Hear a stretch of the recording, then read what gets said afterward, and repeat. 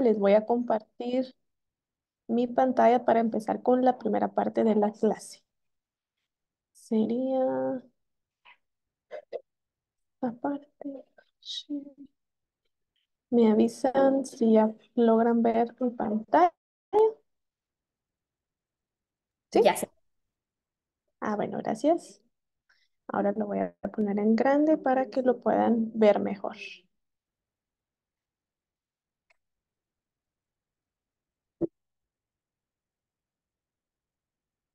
Ahora sí. Bueno, vamos a comenzar con nuestro estudio bíblico. Esta es nuestra clase número 3 y hoy vamos a tratar de cubrir del capítulo 8 al 12. Pero antes de empezar, queremos hacer un pequeño resumen de lo que logramos ver la semana pasada. Y dentro del resumen que hicimos con las maestras, tenemos que la semana pasada logramos ver la vida de los primeros cristianos, ¿verdad? De los que creyeron en Jesús como su Mesías y creyeron en la salvación y en la resurrección de Jesús.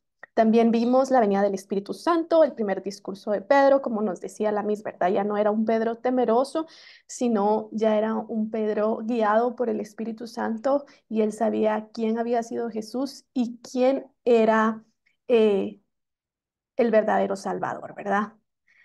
También vimos cómo pasaban milagros de sanidad después de la venida del Espíritu Santo. También vimos muchos milagros que se dieron, ¿verdad? No solo de sanidad, pero al mismo tiempo pudimos ver que enfrentaban ciertas dificultades, ¿verdad? Hubo arrestos, hubo persecución, incluso hubo problemas dentro de la misma congregación, ¿verdad? En la iglesia primitiva hubo incluso desacuerdos entre los miembros. Pudimos ver uno que fue uno bastante puntual, que fue el problema de las viudas, ¿verdad? Y también logramos ver la defensa y la muerte del primer mártir, que fue Esteban. Y ahí nos quedamos en la clase pasada. Ahora vamos a ver qué sucedió después de la muerte de Esteban, ¿verdad? Y podemos ver que en esa muerte hay un personaje que nos introduce Lucas, ¿verdad? A través de Hechos, y es que había un personaje llamado Saulo. Este personaje en los primeros versículos de Hechos 8 nos hace ver que este personaje estaba a favor de la muerte de los cristianos, ¿verdad? Él incluso perseguía a cristianos, ¿verdad? Él deseaba el mal para ellos, ¿verdad? Y su meta era prácticamente atrapar cristianos, capturarlos y que los metieran a la cárcel. Y más adelante vamos a ver un poco más de este personaje. Bueno, pues podemos decir entonces que Saulo estaba de acuerdo con la persecución, que realmente se dio una persecución masiva y fuerte después de la muerte de Esteban, ¿verdad? Al punto de que los creyentes tuvieron que salir de Jerusalén. Dice la palabra que fueron esparcidos, ¿verdad? Sin embargo, esta distribución hizo que hubiese una expansión del evangelio, ¿verdad? Y cómo es que lo que el enemigo prácticamente planeaba para algo malo y porque si ellos iban, según los judíos, ¿verdad? Si los mataban, si acababan con ellos, ya no iba a haber más predicación sobre este tal Jesús de Nazaret, ¿verdad? Pero resulta que el Señor es soberano y Dios tiene los planes ya perfectos para lo que va a suceder, ¿verdad? Y aunque esto parecía malo en aquel tiempo, porque a nadie le gusta ser perseguido por sus creencias, ¿verdad? Entonces, a pesar de que parecía que los discípulos estaban teniendo un mal momento, porque prácticamente tuvieron que salir de su tierra, del lugar donde vivían, por en quien ellos creían, a pesar de que el panorama se miraba un poco gris, realmente fue una gran ayuda para la expansión del evangelio, porque a donde estos creyentes y discípulos fueron, ellos predicaban sobre el nombre de Jesús, ellos predicaban sobre las buenas nuevas, predicaban sobre la salvación en Jesús, la resurrección que hubo en Jesús, y no dejaban pues, de predicar el evangelio, ¿verdad? y muchas personas empezaron a creer en el nombre de Jesús y empezaron a convertirse. Dentro de estas personas que fueron esparcidas, Hechos 8 nos habla de Felipe.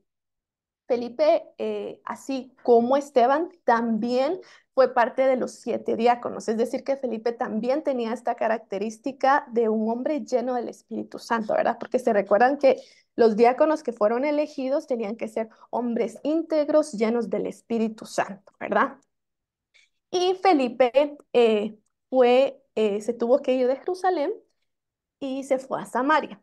Entonces aquí queremos comentarles que este Felipe del que estamos abordando nosotros en este momento es llamado Felipe el Evangelizador. A veces tiende a confundirse con Felipe el Apóstol, pero este es Felipe el Evangelizador, ¿verdad? Y él fue enviado o se tuvo que ir a Samaria.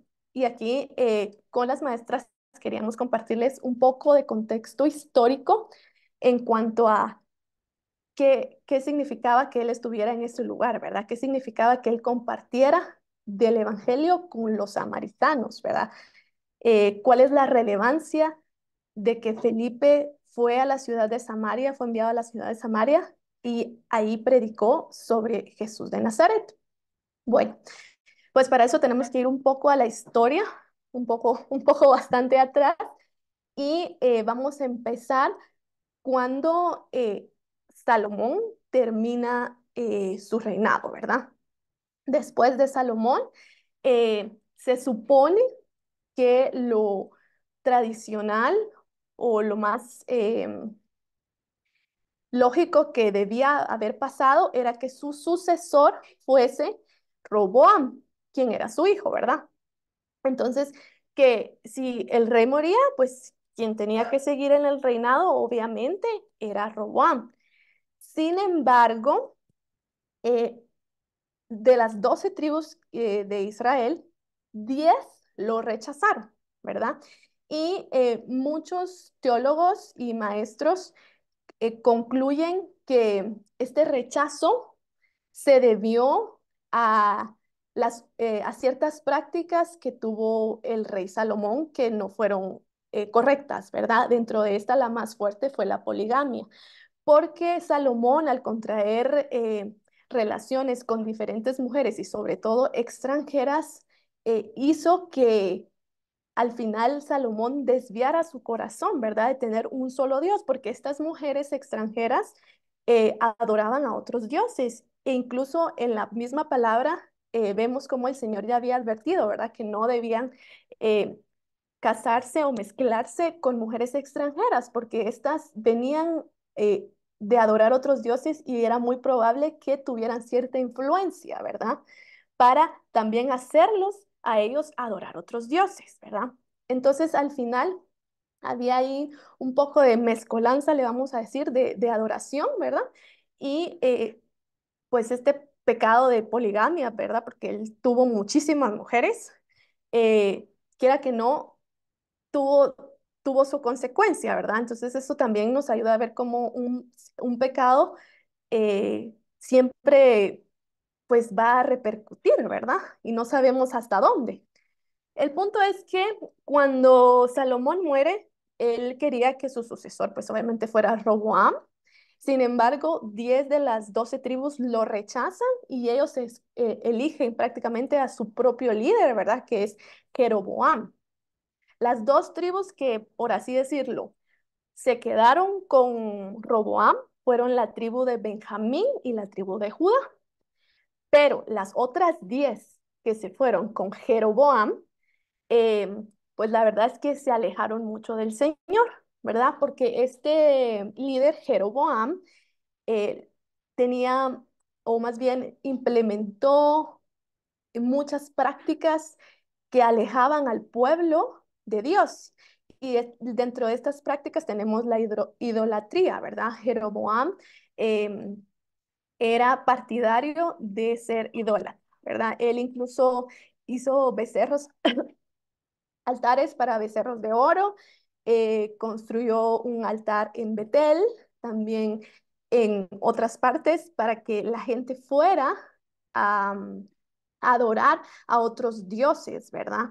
Entonces, esto lastimó mucho al pueblo de Dios, ¿verdad? Porque prácticamente los estaba haciendo pecar, ¿verdad? Y su corazón se alejó totalmente del Señor.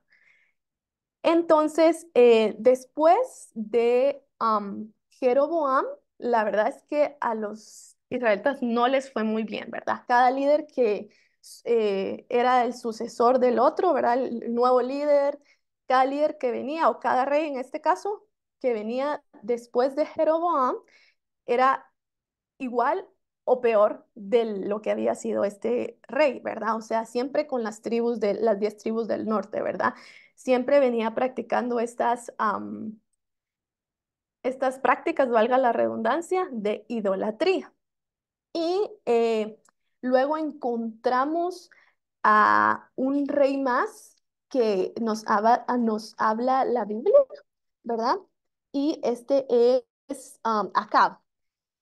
¿Verdad? Es Acab, que es quien, por supuesto, hubieron más reyes antes de Acab, pero son bastantes, ¿verdad? Y por el tiempo no los vamos a mencionar a todos, pero sí vamos a decir en conclusión que todos fueron idólatras y tenían este tipo de prácticas, ¿verdad? Entonces, cuando llegan a este que les acabo de mencionar, no sé de qué es muy bien el nombre, pero es Acab, eh, él se casó con Jezabel. Y aquí es donde hay una práctica aún más fuerte de idolatría, ¿verdad? Porque es Jezabel quien introduce el culto a Baal. Y entonces ahí sí que los pobres israelitas se vinieron en picada, ¿verdad? Empezaron a sucederles realmente cosas muy malas. Después de que ellos tuvieron este culto a Baal, empezaron a surgir también ciertos imperios, ¿verdad? Antes de la venida de Jesucristo, obviamente. Y al punto de que se levantó un imperio, el imperio asirio, esto se dio 721 años antes de Cristo. Este imperio llevó al cautiverio a la región del norte, ¿verdad? Las atacó, les hicieron mucho daño y este imperio también atacó a las otras dos tribus, eran la de Judá y de Benjamín, ¿verdad? Lo que hicieron estas dos tribus fue que ellos se rindieron, ¿verdad? Se rindieron porque obviamente sabía la potencia que tenía este imperio asirio. Y al rendirse, lograron prácticamente sobrevivir la invasión asiria, ¿verdad? Entonces sobrevivieron esa invasión y, pero eh, después de este imperio asirio, vino otro imperio aún más fuerte, ¿verdad? Y este fue el de Babilonia. Algo que es importante recordar también es que estos asirios, mientras tenían en cautiverio a las 10 tribus, a la región norte, también hicieron como una estrategia, ¿verdad? Y la estrategia era mezclar prácticamente a los israelitas con gente pagana para que pues siempre hubiese pecado, siempre hubiese paganismo y de alguna manera las tribus no pudieran rebelarse porque como estaba todo mezclado, ¿verdad? La cultura, el idioma, el culto, todo, ¿verdad? Entonces, esa fue una de las estrategias de los asirios. Sin embargo, luego surge el imperio babilonio, que es aún más cruel, ¿verdad? Y es dirigido por el rey Nabucodonosor II. Y este es quien destruye el templo de los judíos, ¿verdad?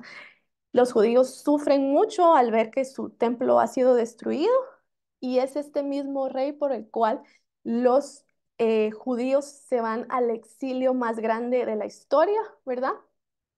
Y él los manda al exilio. Y cuando los judíos están en el exilio sufren mucho porque ellos quieren regresar a su amada Jerusalén. Ellos quieren volver eh, a su nación, ¿verdad? Y este rey pues obviamente no los deja porque los exilia. Y después de este imperio surge uno más fuerte, ¿verdad? Que es el imperio persa. Este surge 539 antes de Cristo. Y es hasta ahí donde gracias a rey Ciro II, los israelitas pueden regresar, ¿verdad? Él los deja regresar y los deja que empiecen la reconstrucción del templo. Y es aquí, en esta reconstrucción, donde aparecen prácticamente los primeros conflictos entre judíos y samaritanos, ¿verdad? Porque los samaritanos como que intentan ayudar en la reconstrucción, pero los judíos tienen esta mentalidad de que los samaritanos no son gente pura, porque ellos ya son mezcla, ¿verdad? No son como que los judíos creen de alguna manera que ellos son mejores que los samaritanos, ¿verdad?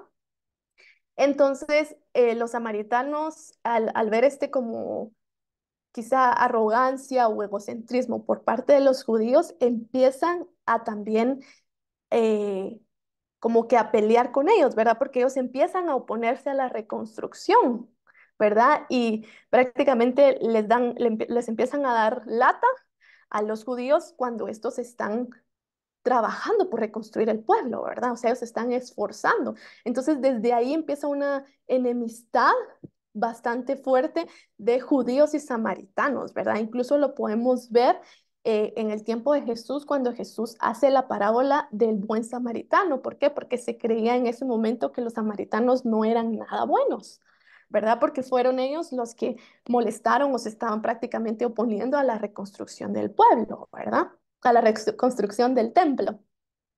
Entonces, desde ahí ya encontramos conflicto entre judíos y samaritanos. Sin embargo, Felipe va a Samaria y es en Samaria donde predica sobre Jesús de Nazaret.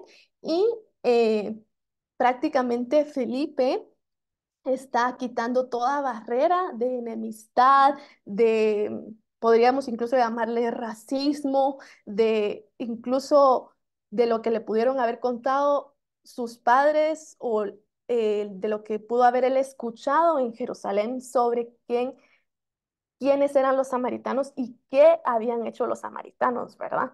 Él prácticamente bota todo prejuicio porque sabe la importancia de predicar sobre Jesús de Nazaret, ¿verdad? Entonces Felipe predica en Samaria y hay muchos milagros que suceden ahí también y hay mucha gente que empieza a creer en el nombre de Jesús. Hay quienes se bautizan. Incluso hay una persona que empieza a seguir mucho a Felipe y este es Simón, ¿verdad? Él anteriormente utilizaba la magia para hacer ciertas cosas, para que la gente creyera en él, pero obviamente no era lo correcto, ¿verdad? Nosotros sabemos que eso no es lo que Dios nos ha enseñado, ni lo que Jesús vino a enseñar tampoco. Entonces, bueno, pues este Simón seguía mucho a Felipe, incluso fue bautizado y todo esto que estaba pasando en Samaria era tan bueno que llegó a los oídos de los apóstoles que se quedaron en Jerusalén, ¿verdad? No recuerdo si les mencioné que cuando hubo los discípulos fueron esparcidos, los apóstoles sí se quedaron en Jerusalén. Los demás, los discípulos, fueron a otras ciudades y ahí fueron predicando el nombre de Jesús. Regresando a Felipe y a Simón, tenemos que, bueno, pues Simón se bautizó y todas estas buenas noticias llegaron a los oídos de los apóstoles y ellos decidieron que iban a enviar a Pedro y a Juan, probablemente los apóstoles de más renombre en ese tiempo, ¿verdad? Y también me imagino que guiados por el Espíritu Santo, esos fueron los que el Señor escogió para que pudieran ser enviados a Samaria. Ya en Samaria, Pedro y Juan pudieron ver todo lo que estaba pasando, ¿verdad? Y quedaron asombrados. Y esto también a ellos les quitó todo prejuicio en contra de los samaritanos, ¿verdad? Porque ellos vieron cómo Felipe les predicaba y cómo las personas creían, ¿verdad? Entonces se dieron cuenta que no había nada de malo en predicarles a los samaritanos, ¿verdad? Y en realidad la predicación podía darse a otros. Y cuando Pedro y Juan llegaron, ahí fue cuando las personas en Samaria pudieron experimentar el poder del Espíritu Santo. Ellos oraron por las personas e impusieron sus manos, ¿verdad? Aquí podemos ver cómo el Espíritu Santo también se manifiesta de diferentes formas, ¿verdad? Aquí ya no pasó lo que pasó en el día de Pentecostés, sin embargo, el Espíritu Santo sí, pues se manifestó en las personas a través de la imposición de manos de Pedro y Juan. Aquí, cuando esto sucede, Simón, cuando Pedro y Juan imponen manos y las personas empiezan a experimentar la manifestación del Espíritu Santo, Simón se queda sorprendido, ¿verdad? Y él dice, bueno, yo quiero eso. Y al punto que él cree que lo puede comprar, ¿verdad? Y le dice a Pedro prácticamente que por cuánto vale, ¿verdad? ¿Cuánto vale tener ese poder? ¿Cuánto vale eso, ¿verdad?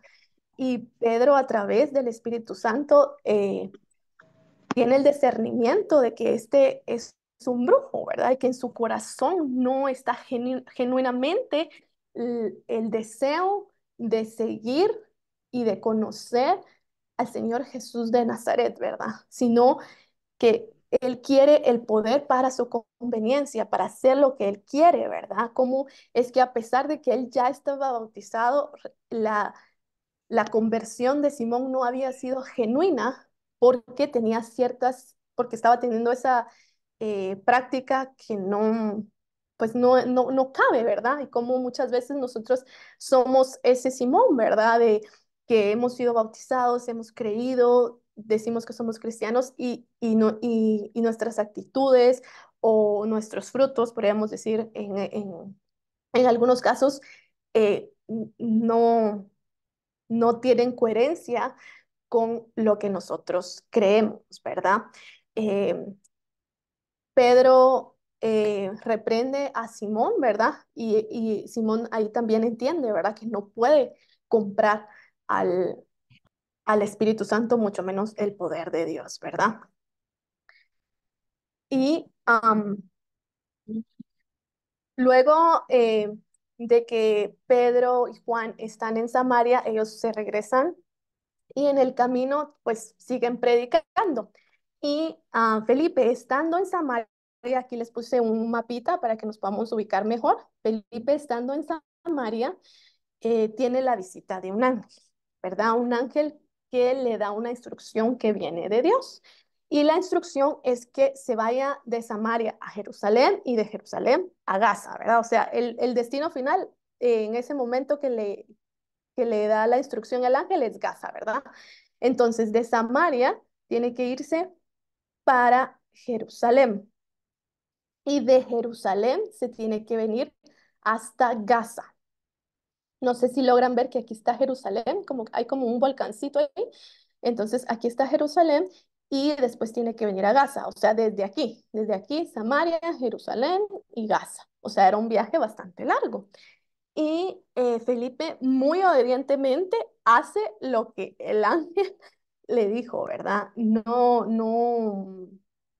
duda, no pregunta, pero ¿y qué van a hacer las personas que se acaban de convertir en Samaria?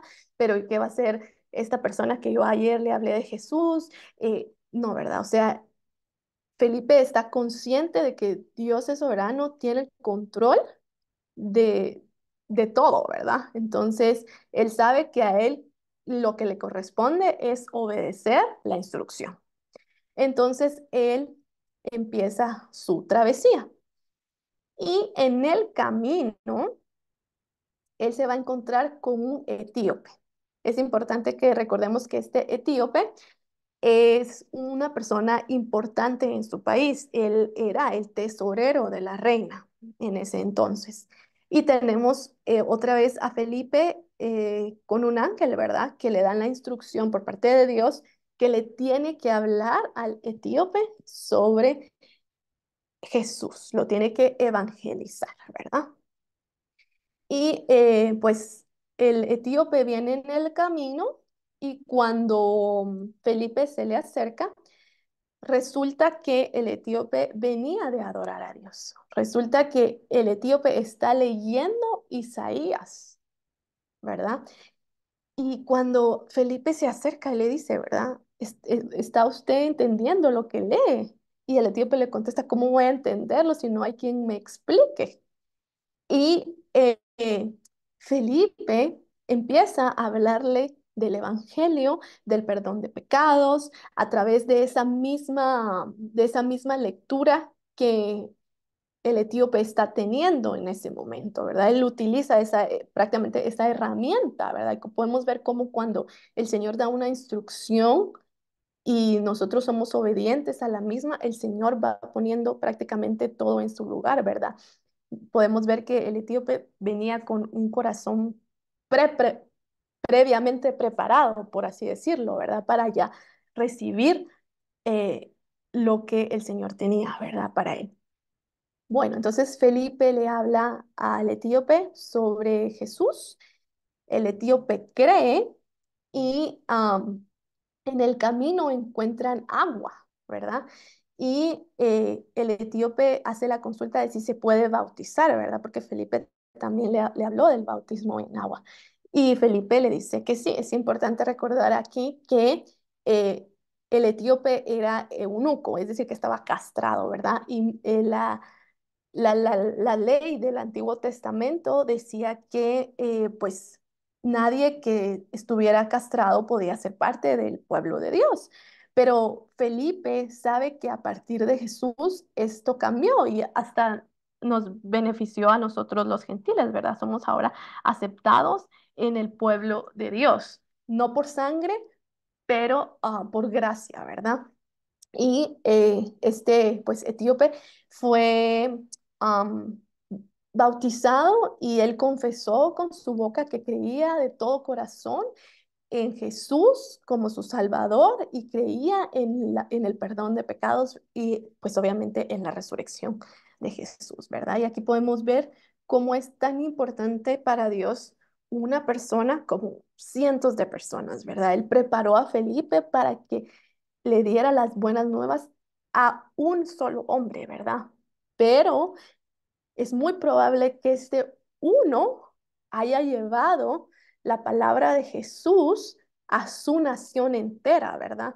Eh, Muchos de ustedes saben que nosotros recibimos esta clase de hechos con nuestro profesor en teología, él es doctor en teología y él nos hacía el comentario de que cuando él estudiaba la maestría, antes del doctorado, eh, él conoció a un etíope y que el etíope le dijo que él era parte de la iglesia más antigua que había sido fundada en Etiopía, que muy probablemente había tenido influencia por parte de este etíope, ¿verdad? Entonces él dice, yo no sé si es verdad, pero yo le creo porque todo es posible en Dios, ¿verdad? Entonces, bueno. La palabra en Hechos 8 nos dice que después de eso prácticamente el Espíritu Santo tomó a Felipe y aquí vamos a regresar al mapita para que tengamos una mejor idea y lo tomó eh, de Azoto y luego Felipe pues se fue a Cesarea, ¿verdad? Que ahí fue donde realmente él se quedó, él se estableció, pero cuando él vuelve a aparecer, después de haber estado con el etíope, él aparece en Azoto, dice la Biblia que a través el Espíritu Santo lo tomó, lo llevó, y después de Azoto, pues él se fue hacia Cesarea, pero en su camino él fue predicando, ¿verdad? Sobre Jesús de Nazaret. Y luego tenemos, perdón. Luego tenemos otra vez que la Biblia nos menciona en Hechos 9, empieza otra vez mencionándonos a Saulo, ¿verdad? Ya habíamos leído los primeros versículos de Hechos 8. ¿Quién era Saulo? Él estaba de acuerdo con la persecución, él no quería a los cristianos, luego incluso nos menciona que él quería que los capturaran y los encarcelaran. Y luego en Hechos 9 nos habla que él tenía la misión de ir hasta Damasco para pedir cartas, ¿verdad? para que encerraran a los creyentes y a los seguidores de Jesús. Incluso él decía que si en el camino los encontraban, que los amarraran y se los regresaran a Jerusalén, ¿verdad? O sea, él sí tenía realmente, él estaba convencido de que los cristianos debían ser capturados, debían de sufrir y debían de ser encarcelados, si no, ¿verdad? Sin embargo, cuando él va según él, su misión, cuando él va camino a Damasco, ve un resplandor, ¿verdad? Un resplandor que eh, él en ese momento no solo ve esa luz, ¿verdad? Y escucha la voz que dice, Saulo, Saulo, ¿por qué me persigues? Y él se queda como, ¿quién me habla, verdad? Y soy yo, Jesús al mismo que tú persigues, ¿verdad? Y él se queda como sorprendido, ¿verdad? Porque prácticamente para él Jesús no era el Mesías, para él Jesús, la resurrección de Jesús no tenía sentido, o sea, él no creía en Jesús como tal, ¿verdad? Pero cuando escucha esta voz, ve y siente ese resplandor, ya en él empieza una transformación, ¿verdad? Y empieza como que a reflexionar sobre lo que él ha estado haciendo a los cristianos, ¿verdad? Él los ha estado persiguiendo, que es prácticamente lo que le pregunta el Señor eh, cuando Saulo se encuentra con ese resplandor, ¿verdad? Que dice, ¿por qué me persigues, verdad? Porque él estaba persiguiendo cristianos, estaba persiguiendo a Jesús. Entonces, cuando él se recupera, ¿verdad? De escuchar esa voz, eh, no puede ver, está ciego, ¿verdad? Entonces, fue esa misma voz, lo leemos en la Biblia, que le dice que tiene que llegar a Damasco y que ahí se le va a decir qué va a hacer, ¿verdad? Entonces, a Saulo pues no le queda más que obedecer. Él va con dos hombres más que también escucharon la voz, pero nunca vieron a nadie, ¿verdad? Estos hombres lo ayudan porque como él está ciego, lo ayudan a llegar a Damasco y él está ahí está ahí 3 días, dice que no come, no bebe y se queda reflexionando sobre lo que le sucedió. Y ahí en Damasco hay una persona que se llama Ananías, que también es un discípulo de Jesús, es decir, es creyente, es un seguidor de Jesús y pues a él se le encarga por parte del Señor que tiene que llegar con Saulo y que tiene que orar y a través de esa oración Saulo va a recuperar la vista. Y aquí encontramos pues una situación un poco complicada para Ananías porque, o sea, él sabía quién era Saulo, él sabía que Saulo era alguien que perseguía a cristianos, que los aborrecía y em, él al principio tuvo temor, ¿verdad? Incluso le dice al Señor que Saulo es un hombre de poder, ¿verdad? Y que le puede hacer algo a Ananías. Y el Señor responde, yo estaré contigo, ¿verdad? Entonces Ananías va confiado, va obediente y efectivamente el Señor cumple su promesa, ¿verdad? Ananías pues hace lo que se le ha encargado, ora por Saulo, incluso lo llama hermano Saulo. Saulo recobra la vista y pues obviamente Saulo no ataca a Ananías ni le hace nada malo, porque pues Dios está con Ananías y ahora también con Saulo. Y aquí podemos ver también que la obediencia de Ananías, ¿verdad? Y que prácticamente quitó todo prejuicio porque fue directamente a orar por su enemigo, ¿verdad? Y podemos ver la transformación genuina, ¿verdad? Que hizo el Señor en, en Saulo, ¿verdad? Lo que hizo el hecho de que él reconociera quién era Jesús y cómo esto transformó totalmente la vida de Saulo al punto que en la actualidad nosotros no lo conocemos más como Saulo de Tarso, sino como el apóstol Pablo, ¿verdad? Y sabemos todo lo que él hizo en el nombre de Jesús. Esto también fue algo que el Señor le reveló a Ananías, ¿verdad? Le dijo que este era un hombre que él iba a usar, que el Señor iba a usar. Y así fue. Eh, Estando en Damasco, pues Saulo logró predicar de Jesús de Nazaret. Muchas personas se lograron convertir, creyeron en Jesús como su Mesías. Y cuando los judíos vieron esto, también Saulo empezó a ser perseguido y regresó él a Jerusalén. Sin embargo, cuando regresa, am, también allá tiene problemas con los judíos y también lo quieren perseguir, lo quieren capturar, lo quieren matar, al punto de que sus hermanos lo ayudan, ¿verdad? Sus discípulos en este caso, y lo ayudan a escapar tanto de Damasco como de Jerusalén, y él regresa a Tarso, que es donde él era nativo, ¿verdad? Pero cuando él regresa, dice la Biblia que en ese entonces las iglesias tenían paz, ¿verdad? Había paz por toda Judea, Galilea y Samaria, y eran edificadas andando en el temor del Señor y se acrecentaban fortalecidas por el Espíritu Santo, ¿verdad? O sea, no había plan que funcionara para callar el evangelio. Y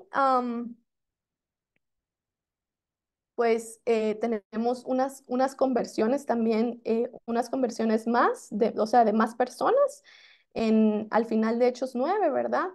Tenemos el ejemplo de que Pedro llega, Pedro visitaba mucho a las personas creyentes, ¿verdad? Se recuerdan que estas fueron esparcidas, entonces se tuvieron que ir a diferentes lugares. Pedro llega a visitar a sus hermanos en un lugar que se llama Lida. Y ahí está una persona que se llama Eneas.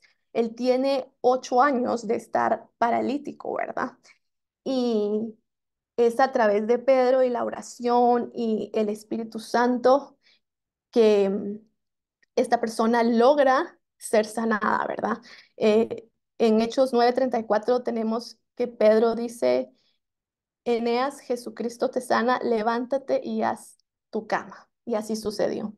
Él se levantó y muchos vieron y creyeron, ¿verdad? Luego, cuando él estaba ahí, estaba muy cerca de un lugar llamado Jope, ¿verdad? Que también, no sé si lo lograron ver en el mapita. Entonces, en este lugar llamado Jope había una mujer que nosotros la conocemos como Dorcas, ¿verdad?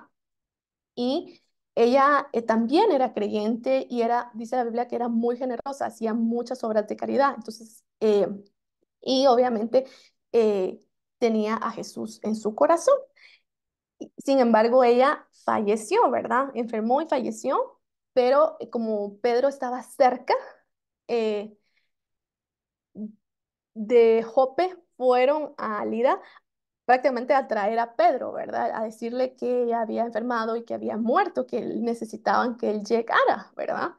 Y Pedro, pues, hizo salir a todos, ¿verdad? Ella ya estaba ahí muerta, ¿verdad? Y se arrodilló y oró. Y volviéndose al cadáver, dijo, Tabita, este es el nombre, eh, si no estoy mal, es el nombre judío. Levántate, ella abrió los ojos y al ver a Pedro se incorporó. Em, Esto quiere decir que prácticamente Dorcas resucitó, ¿verdad? A través de la oración y podemos ver a un Pedro que no deja de predicar y a donde sea que va y de orar por las personas creyendo en que el Señor tiene la solución, ¿verdad? Y es a través de estas dos sanidades que ocurren tanto en Lida como en Jope que hay más conversiones, hay más gente creyendo y hay más gente aceptando a Jesús como su Salvador, ¿verdad? Y esa sería mi aportación para esta noche.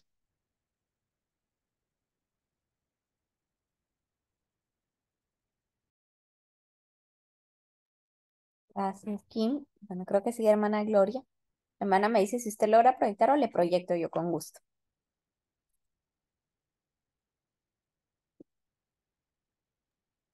Tu señal estaba un poquito lenta, fíjate. Sí, y no la escuchamos.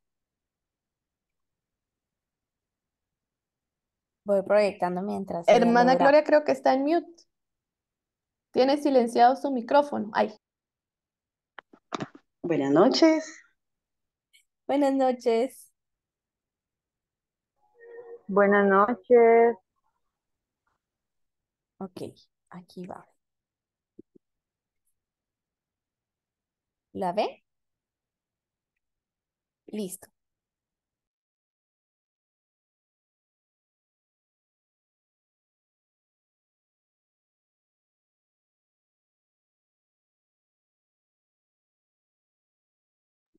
Está todavía en silencio el micrófono, hermana. Ya puede proceder.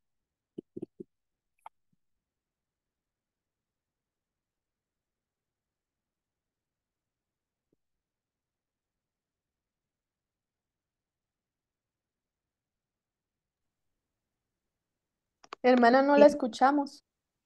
Ahora, hermanas, Ahora Ahora sí. sí. ahora sí, ya estamos, gracias. Entonces, hermanas, tenemos la continuación del ministerio de Pedro y aquí encontramos la conversión de Cornelio en el capítulo 10. Siguiente presentación, por favor. Aquí nos vamos a encontrar con un personaje llamado Cornelio y para ello tenemos algunas características que nos van a describir quién era Cornelio. Cornelio era un centurión romano que estaba a cargo de 100 soldados, es decir, que no era ningún soldado raso, sino que era un personaje importante dentro de la milicia de Roma. Pero también tenía cualidades como que era piadoso, temeroso de Dios, daba limosnas al pueblo, es decir, que él reconocía alguna divinidad, ¿verdad? Que era Dios. Dice que hacía sus oraciones constantemente, tenía devoción y hacía muchas obras de caridad. Vamos a ir viendo cómo Cornelio fue el primer gentil convertido. Esto lo vamos a ver más adelante, pero fue el primer gentil convertido y aceptado por la iglesia en Jerusalén. Porque recordemos que hermana Kim nos hablaba de la conversión del etíope, sin embargo, él no fue aceptado por los apóstoles. Y aquí tenemos que recordar también, veas, que los judíos y los gentiles tenían un tremendo rechazo entre sí, tenían muchos prejuicios, era una de las barreras más grandes que tenían. Prácticamente se consideraban enemigos, no podían estar entre sí. ¿Y cuántos hasta el día de hoy todavía en nuestro medio, ¿verdad? Podemos encontrar ese rechazo debido a las diferentes clases sociales o a las situaciones económicas, diferentes condiciones de vida. Pero para eso, en Efesios 2, 16 al 18, nosotros ahora podemos encontrar la palabra que nos dice que mediante la cruz de Jesús hay una reconciliación para con Dios y todos debemos de pertenecer al mismo cuerpo, unos y otros, no importando nuestras diferencias. Ahora continuamos viendo entonces a, perdón, hermana, puede regresar. Con la visión de Cornelio, ¿qué pasa con este hombre? Vimos cualidades, pero vamos a describir un poquito. La narración del pasaje nos dice que Cornelio tuvo una visión. ¿Y qué es una visión? Nos podemos preguntar. Sin embargo, vamos a decir que una visión es cuando la persona está despierta, puede estar de día, en cualquier momento, y se recibe un mensaje especial de parte del Señor. Entonces, Cornelio estaba en un momento de oración cuando ve la presencia de un ángel. Y esto pues definitivamente llama tremendamente su atención y pregunta, ¿verdad? ¿Qué es esto que le está pasando? Y entonces el ángel lleva un mensaje para él. Definitivamente Dios está hablando a la vida de Cornelio, le pide que envíe en ese momento a Jope, porque Cornelio estaba en Cesarea, pide que mande hombres a buscar a un tal Simón, llamado Pedro también, y se hospedaba en la casa de Simón el curtidor. O sea, le dieron detalles para ir y encontrar a la persona indicada sin ninguna equivocación. Entonces, Cornelio, muy obediente, llama a 2 de sus hombres de confianza para enviarlos y aún así acompañados de un soldado también de su confianza, un soldado que nos dice la descripción que también era temeroso de Dios. Mientras esto pasaba en Cesarea, nos encontramos ahora en Jope y ahí encontramos la visión de Pedro. Y es que nuestro Dios es tan especial porque así como estaba dando un mensaje a Cornelio, también le lleva un mensaje a Pedro. Y Pedro también tiene una visión. Ya describimos qué es una visión. Sin embargo, la palabra dice que a Pedro le vino un éxtasis, le sobrevino un éxtasis. Dice que era alrededor del mediodía. Pedro tenía hambre, pero mientras le preparaban algo, él subió a la azotea para tener un tiempo de oración. Y cuando se encuentra en la azotea, encontramos que le vino este éxtasis. Y uno puede preguntarse entonces, ¿qué es el éxtasis? Se nos describe como un esplendor, es algo que es como un encantamiento, dice una definición, ¿verdad? Pero en sí, buscando un poquito acerca de cómo venían los éxtasis a los profetas, encontramos que muchas veces su mirada se perdía, definitivamente, como que perdían la conciencia propia, ¿verdad? Y podían en algún momento llegar a tener hasta convulsiones debido a lo que estaba pasando a su alrededor. Y esto fue lo que le pasó a Pedro. Él tuvo este éxtasis y en medio de esto él ve la visión. Nuevamente hablamos de que la visión es estar despierto, ¿verdad? En medio de todo ese encantamiento, ese asombro que tiene Pedro, ve que los cielos se abren, hay como un manto tomado por las 4 esquinas y se le presenta lleno de animales de toda clase. Dice que habían reptiles, habían aves, y entonces, además de lo que él puede ver, escucha la voz que le dice, mata y come, Pedro. Pero él dice, como siempre, Pedro, ¿verdad? Contestando, sabiendo que era la voz del Señor, dice, yo no puedo hacer eso, yo no como, nunca he comido nada inmundo y así como que no lo voy a hacer. Sin embargo, vuelve a oír la voz y Dios le dice que lo que él ha limpiado, Pedro no tiene que llamarlo ni siquiera inmundo ni común. Esto le pasa 3 veces a Pedro. Cuando termina la visión, de alguna manera Pedro se queda con esa inquietud, porque se pregunta qué significado tiene esa visión. Algo significa, pero él no entiende en ese momento. Sin embargo, la presencia del Espíritu Santo se manifiesta con él y le ordena. Entonces, seguimos, hermana, por favor. Le ordena a Pedro que debe de bajar de la azotea porque hay unos hombres que lo están buscando y que no tema, que debe de ir con ellos. Entonces, es una orden que recibe de parte del Espíritu Santo y debe de hacerlo.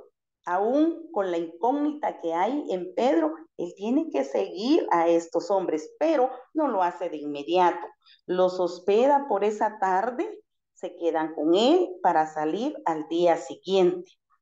Pero en medio de ese reconocimiento, porque los hombres le preguntan si él es Pedro, les dice que sí, que para qué lo están buscando, ellos le describen a Cornelio que van de parte de él.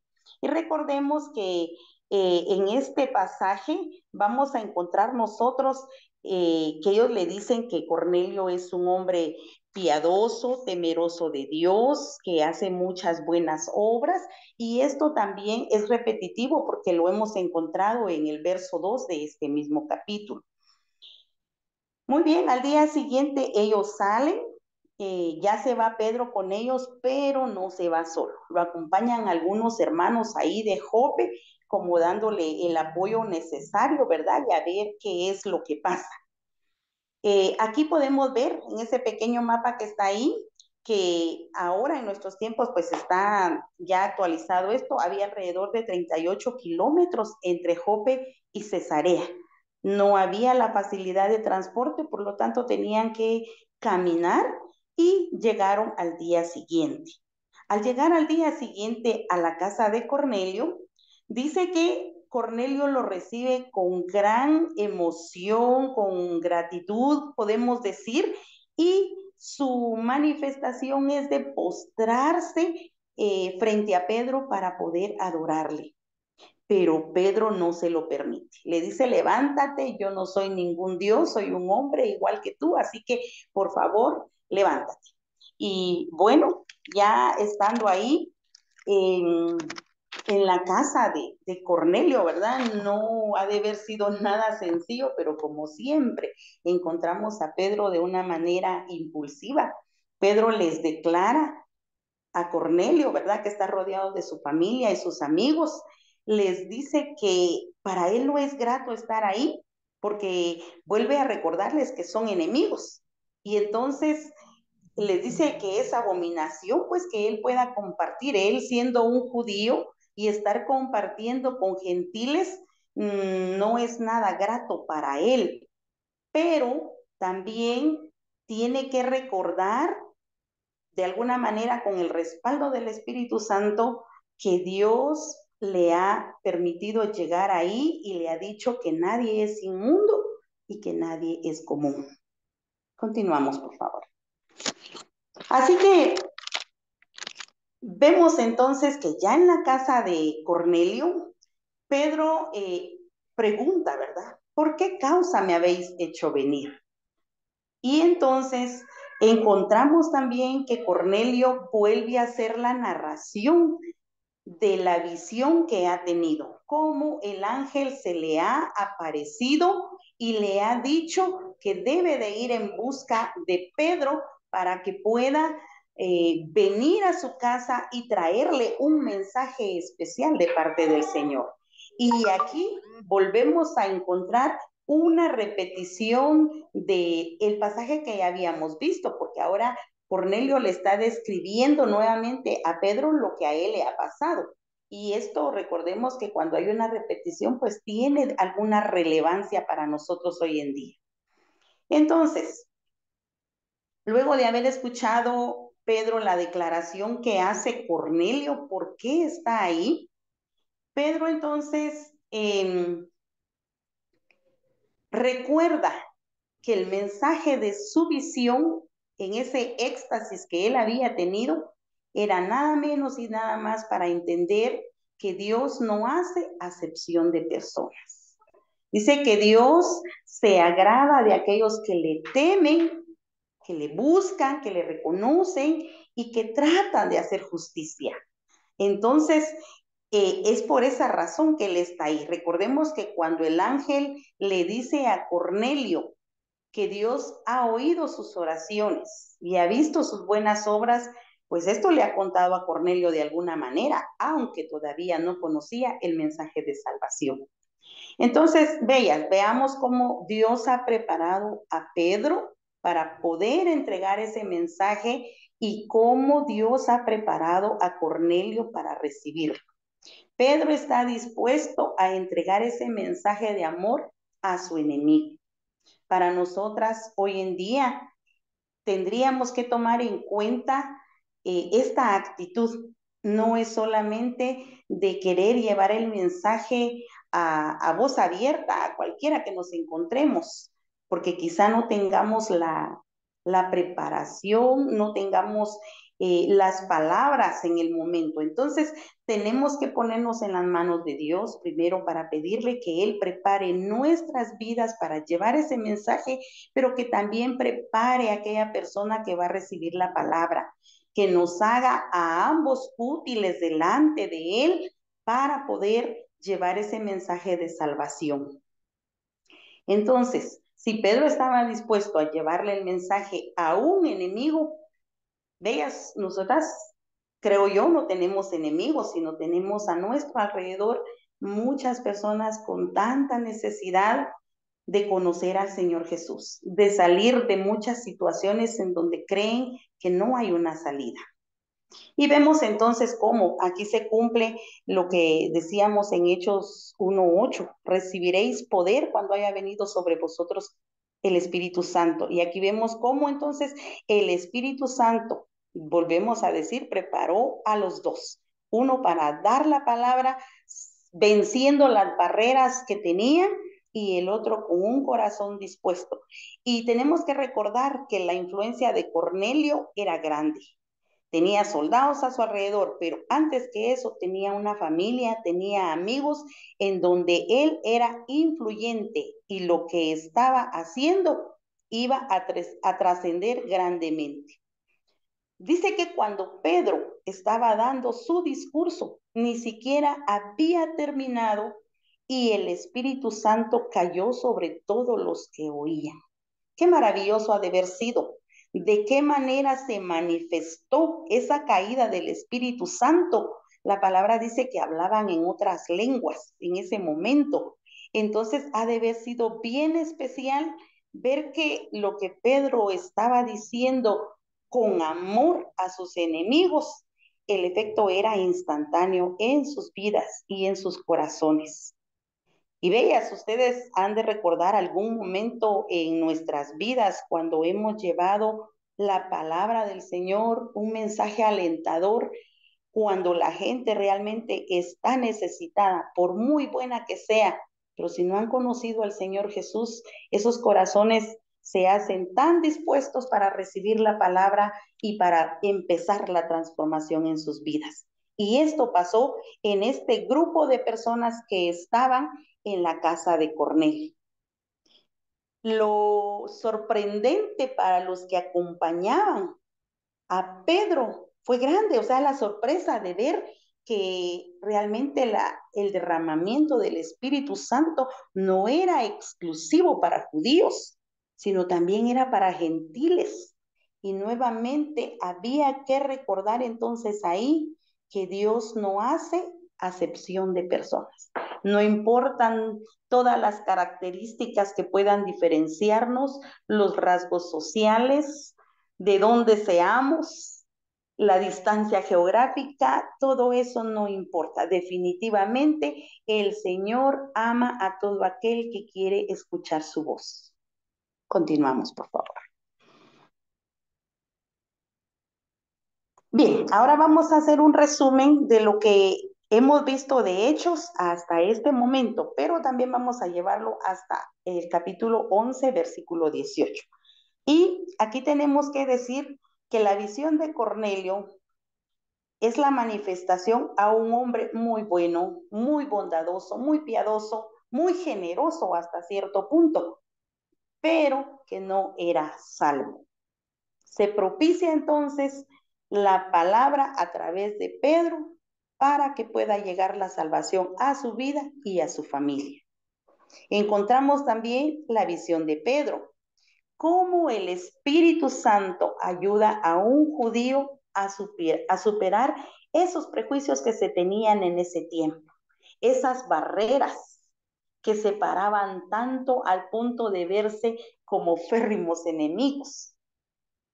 Vemos cómo la conversión de Cornelio muestra que no hay ninguna diferencia entre judíos, entre gentiles y entre todos aquellos seres que pudieran estar ahí alrededor.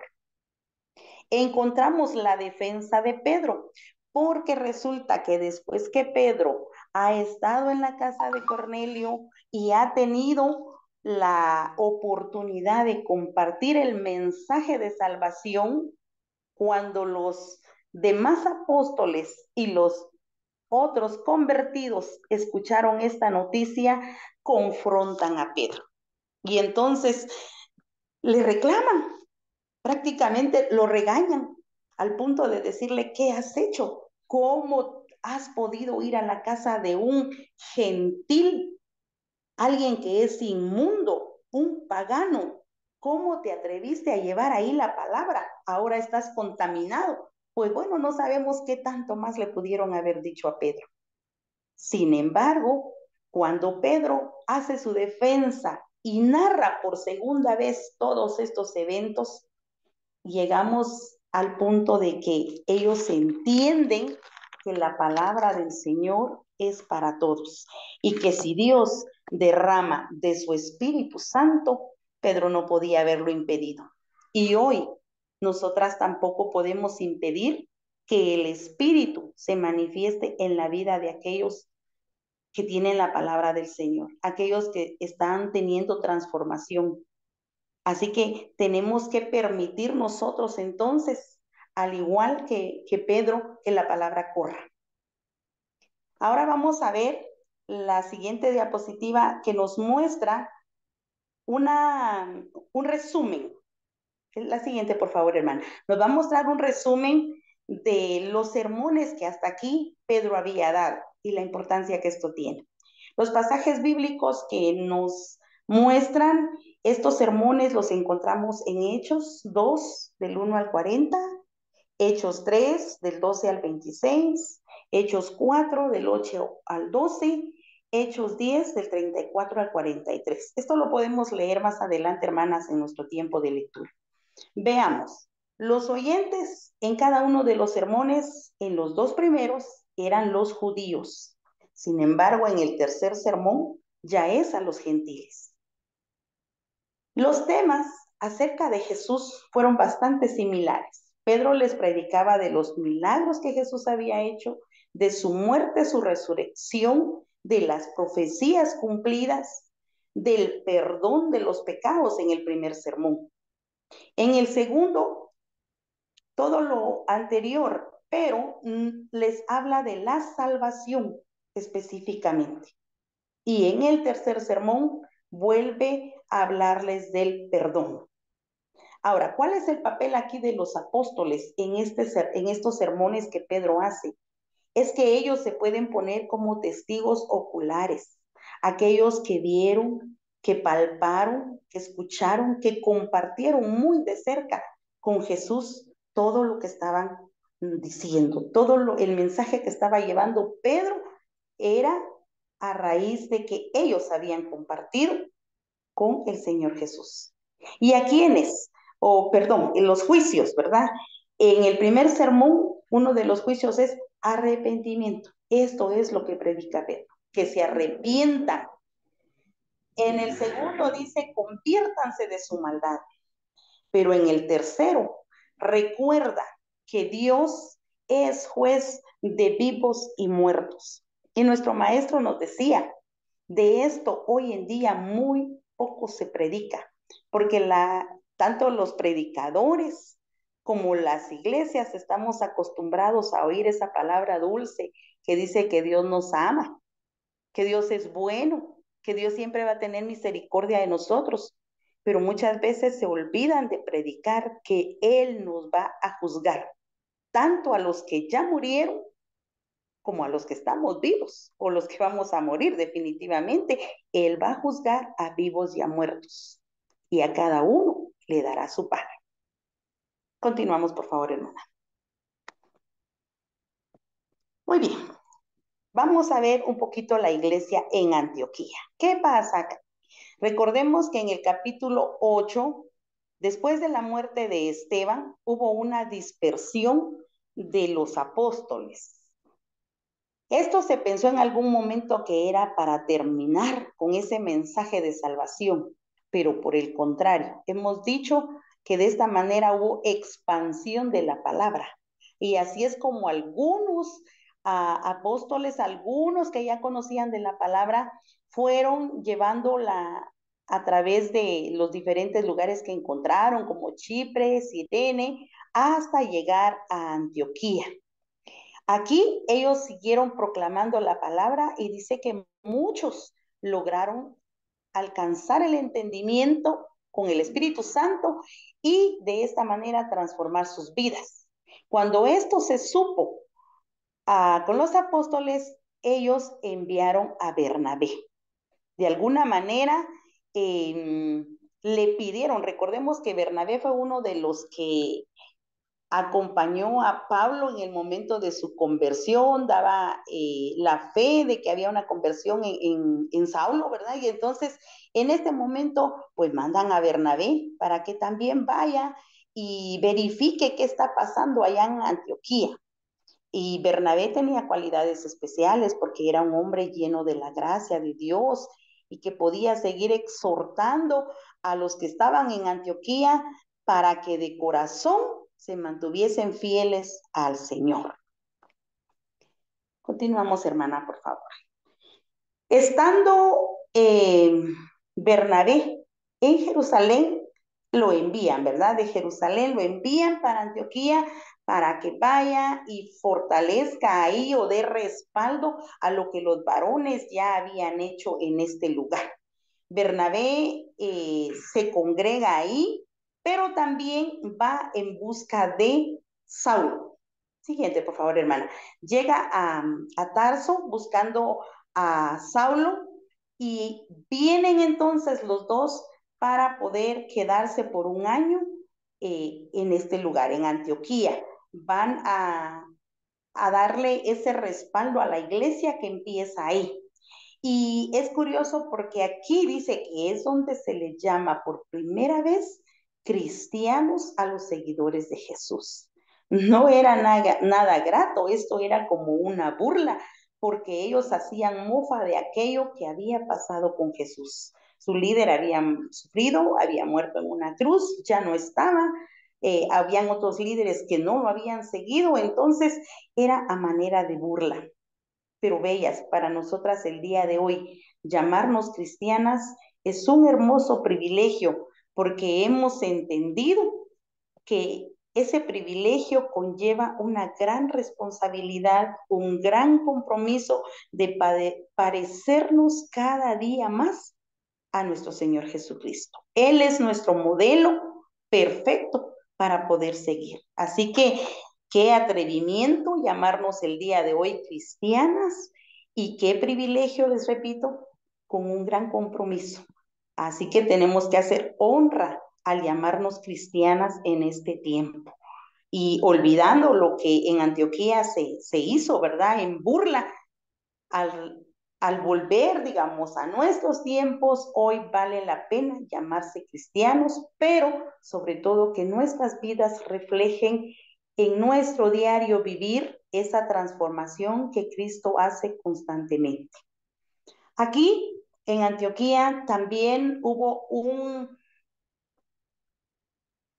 hombre llamado Agabo y él dice que también recibió entendimiento del Espíritu Santo para decirles que venía una hambruna en toda la tierra. Entonces, la gente que estaba en Antioquía juntaron provisiones para que se las pudieran llevar a Judea, porque ciertamente sucedió esa hambruna más adelante. Así que ellos ya habían llevado provisiones. Continuamos, por favor, hermana. Nos encontramos ahora en el capítulo 12 y vemos la muerte de Jacobo. Pedro es encarcelado, pero luego es librado. Hablamos un poquito de Jacobo. Jacobo dando testimonio también de quién era. Encontramos que en este tiempo Herodes estaba muy enojado por lo que estaban haciendo los cristianos y entonces dice que echó mano a la iglesia para maltratarles y manda a matar a filo de espada a Jacobo. En otras versiones podemos encontrar el nombre de Santiago, que al igual es Jacobo. Entonces, al matar a Jacobo, toman prisionero a Pedro. Y aquí nos decía nuestro maestro, podemos pensar, ¿verdad? ¿Por qué muere Jacobo y no Pedro? Porque ciertamente Jacobo llegó a cumplir la labor encomendada por Dios. Y porque tenemos que recordar y reconocer que tenemos a un Dios soberano, que Él dice quién muere y quién sigue con vida. Al final, Pedro todavía vivió muchos años, pero los vivió padeciendo por causa de nuestro Señor. Y entonces, Ahora sí vemos cómo Pedro es encarcelado, porque Herodes pensaba también ponerlo al frente de todos los judíos que les había gustado la muerte de Jacobo. Entonces él quería hacer lo mismo con Pedro, entregárselos, juzgarlo en público y que pudieran matarlo públicamente. Así que lo aprisiona con una custodia bastante fuerte. Dice que eran alrededor de 16 soldados que lo cuidaban, lo encadenaron. Entonces, cuando Pedro estaba encadenado, estaba prisionero, había algo tan especial que la iglesia hacía por Pedro. Dice la palabra que hacía oración sin cesar por la vida de Pedro. Y veamos, bellas, cómo influye grandemente con tanto poder la oración que hagamos a nuestro Dios en favor de aquel que necesita no solo ser liberado físicamente, mayormente de manera espiritual. ¿Cuántos hay prisioneros espiritualmente? Y nosotras tenemos el gran compromiso de orar constantemente para que el Señor pueda liberar estas vidas. Miren qué especial lo que pasó con Pedro. Pedro una noche estaba ahí encerrado, le vino una visión, ahí podemos decir que a través de un sueño, pero realmente no era un sueño, él estaba dormido, pero lo que vino para él era una visión. Se le presenta un ángel, le dice que se levante, lo toca, que se vista, que se ponga el calzado y que lo siga.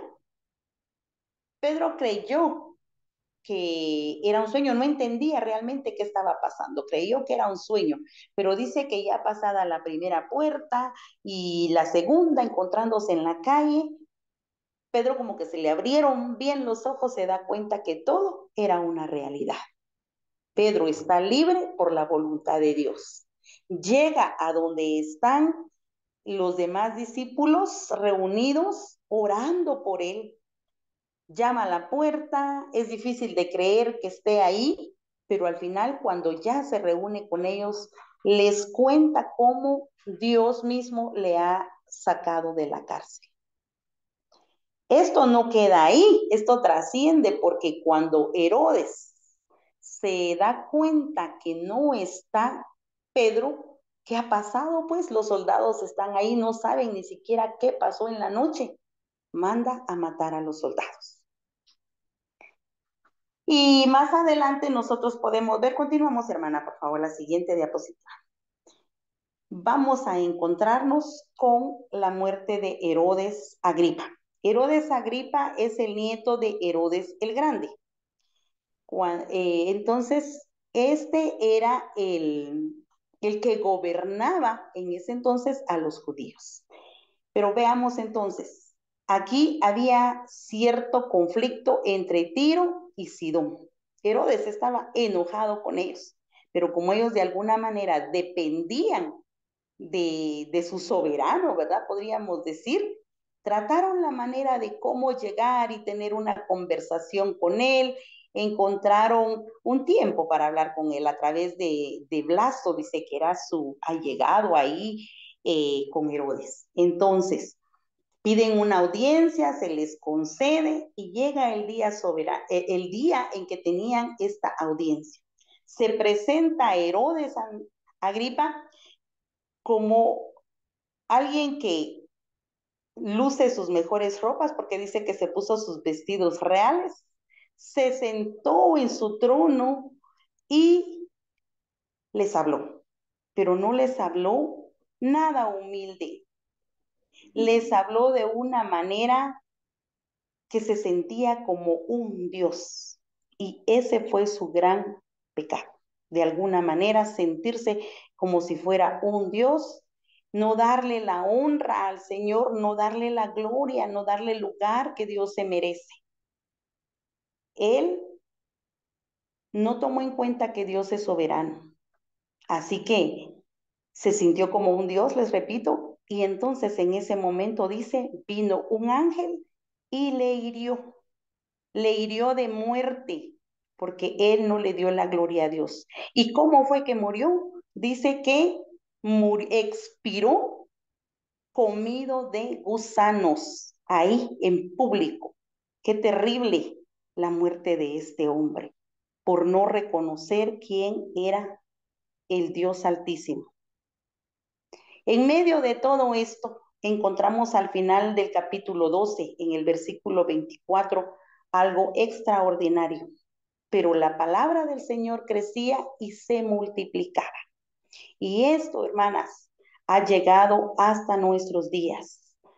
Por eso es que nosotros hemos reconocido al Señor, porque la palabra se multiplicó, llegó a nosotras.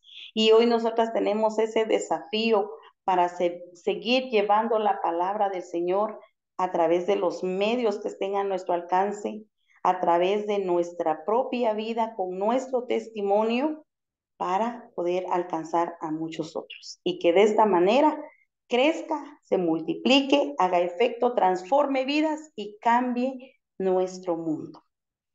Así que el Señor nos bendiga para poder seguir leyendo el libro de Hechos y continuamos con nuestro estudio la próxima semana. Bendiciones, hermanas.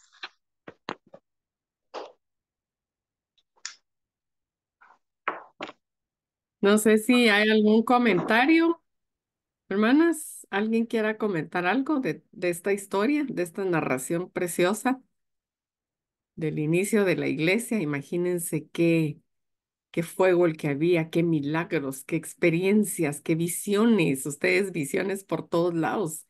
¿Qué ha pasado con el pueblo de Dios hoy, verdad? Que oremos para que el Señor permita avivamientos, porque no sé, la iglesia está dormida o qué pasa, pero miren todo lo que pasaba. Por eso ellos vivían con fe.